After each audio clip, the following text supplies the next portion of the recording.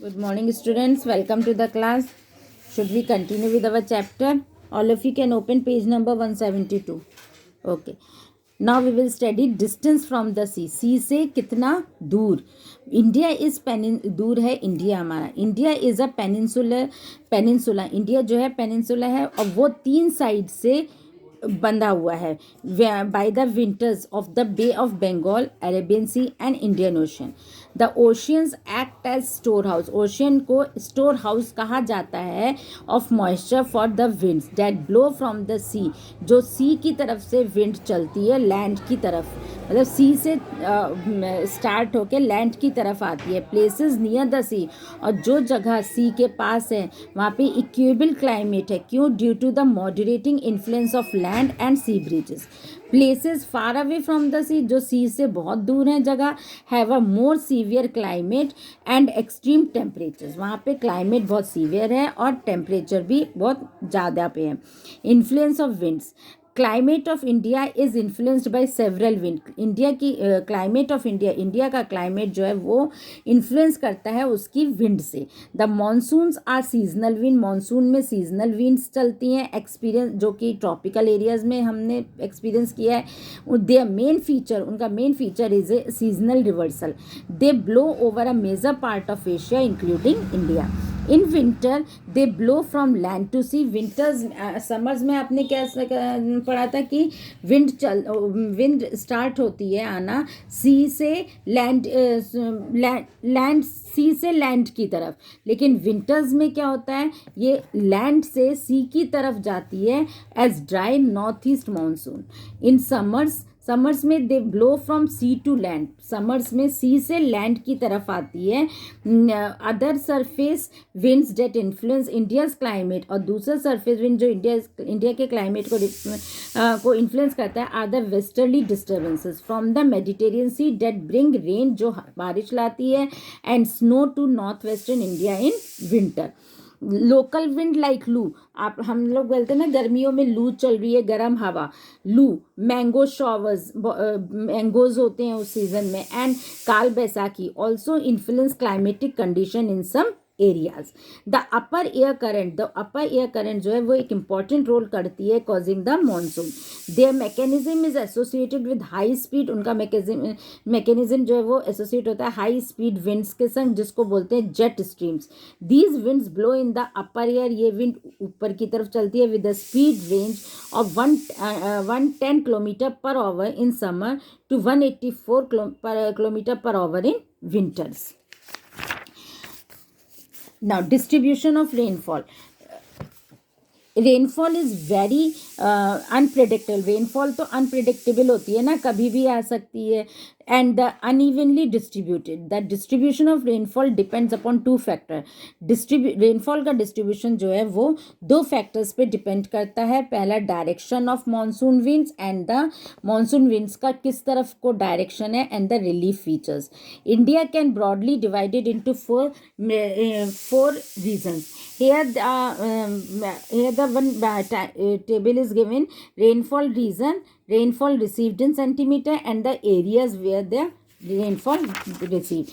Then climate and Indian lifestyle. In India, a majority of people, India में कई लोग depend करते हैं एग्रीकल्चर और अपने रहन सहन के लाइफ पे. The climate and particularly the monsoon. Climate और सबसे ज़्यादा monsoon are of great importance. वो बहुत इंपॉर्टेंस देते हैं to the economy. Farmers keenly await the arrival. Farmers बहुत कीनली वेट करते हैं मॉनसून के आने का to sow their main crop, जिससे कि वो अपना मेन क्रॉप्स को उगा सकें, बो सकें. As most of the rains are concentrated. जब क्योंकि ज़्यादातर रेन जो है वो जून टू सितंबर के बीच में होती है. There is a great need to regulate. वहाँ पे बहुत हमें नीड होती है कि सप्लाई, पानी का सप्लाई सही से होता रहे इरीगेशन के लिए. Western disturbances help to get bumper. Western western disturbance जो है वो हमको बम्पर मतलब ज़्यादा बारिश देती है, वो बारिश किसानों के लिए, फार्मर्स के लिए बहुत ही लाभदायक होती है।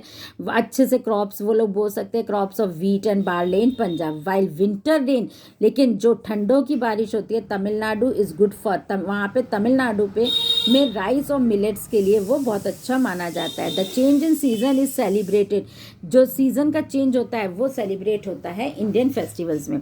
The rain is not only unevenly, rain खाली अनइवनली डिस्ट्रीब्यूट नहीं हुई है लेकिन अनप्रिडिक्टेबल भी है, मीन्स कभी भी हो सकती है। इन अ वास्ट कंट्री, बड़ी कंट्री में बोथ फिनोमिनन ऑफ फ्लड, बाढ़ आना और ड्रॉथ, बाढ़ आना, भूकंप आ जाना, ड्रॉथ पड़ना exist side by side.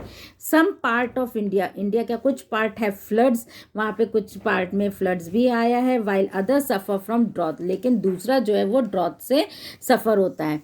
There is a need to control flood, वहाँ हमें कंट्रोल भी करना पड़ता है लोगों को। फ्लड, अब देखिए सुनामी आई थी आपके साउथ साइड में, बंगाल साइड में, तो उसको भी लोगों ने कंट्रोल किया था। जो लोग इफ़ेक्टेड, जिन जगह पे इफ़ेक्टेड प्लेसेस थे वहाँ से लोगों को शिफ्ट करा गया था और हेलीकॉप्टर के द्वारा उन लोगों को मेडिसिन एंड डेली नीड्स चीज़ें दी गई थी। Control and store excess rain water for use in the dry period of rain water harvesting. और जो किसान जो है वो पानी, बारिश का पानी इकट्ठा करके रख लेते हैं जिससे कि बाद में वो अपने हार्वेस्टिंग में वो पानी यूज़ कर सके।